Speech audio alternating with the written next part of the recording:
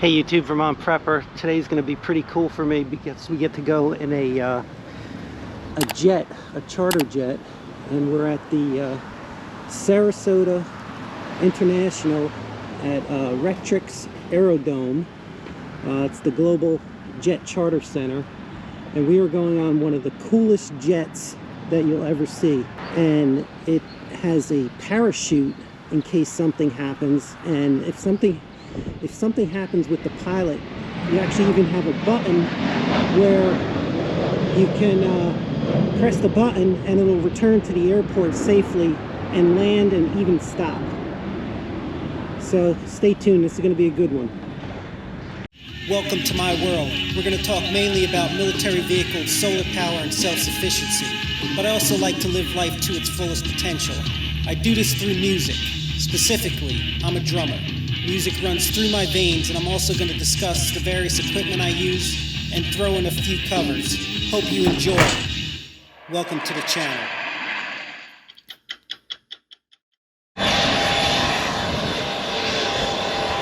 Alright, so it's going to have to do a pre-flight.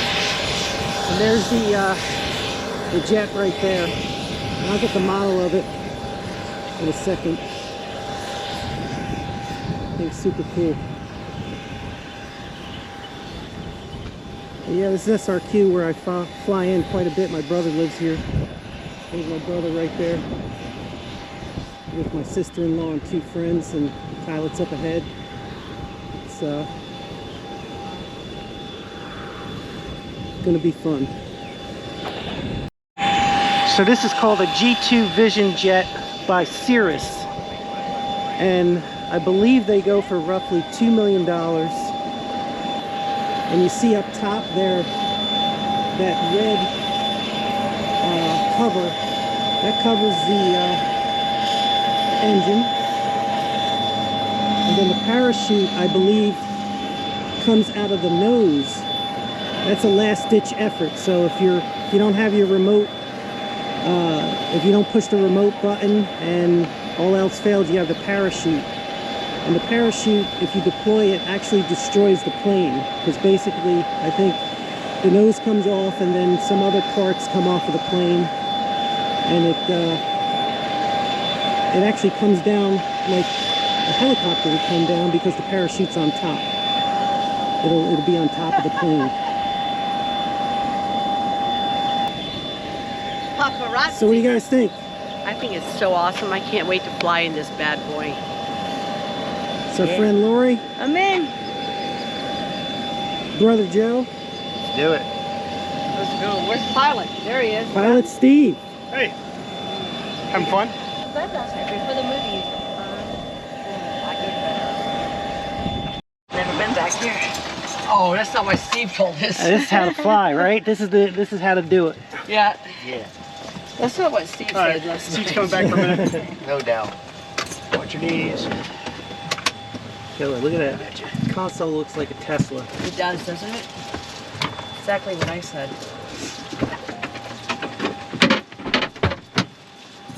Does everybody have a head piece? Yeah, I have an extra one back here. Yeah, I got one. Everybody's got one. There's yours. Okay. Jill, put your headset on. Not yet. Stand by. Is she taking over as captain already? Yeah, she is. She is. Did you notice that too? Or Wow, just me? that was quick. She got to control where you park. Yeah. Let me tell you how to take off. Wait, too. she's gonna tell you how to take off and land. She's gonna read the manual to me, trust me. Wow. We'll give her the That manual. console, man. It's all digital. Unbelievable. It's high tech, girls. I get a little noisy when I start, but after that it'll calm down. All right, it's firing up.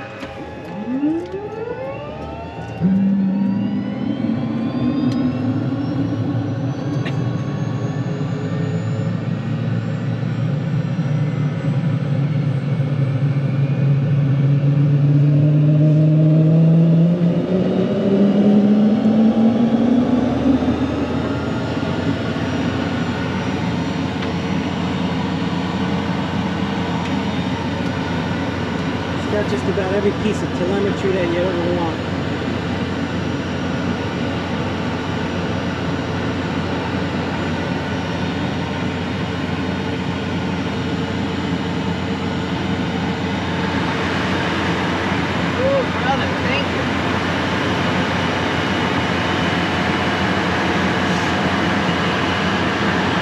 put your headsets on and put your mics next to your mouth.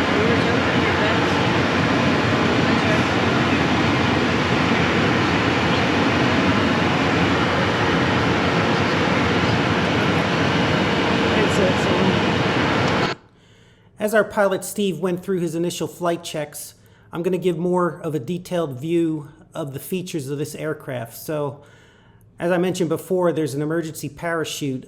Cirrus is known for building parachutes into its aircraft for use in engine failure situations where returning to the airport is not possible.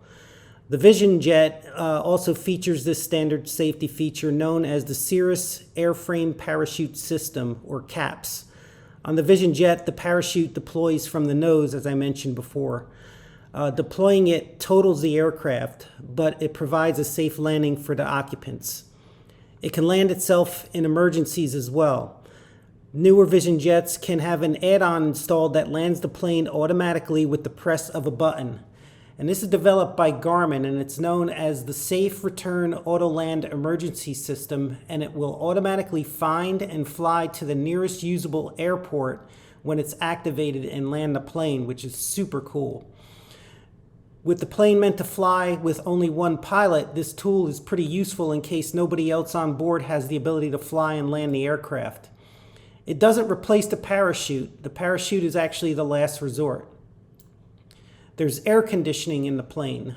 It works very much like a car. And it has dials and vents nearly identical to those found in luxury vehicles.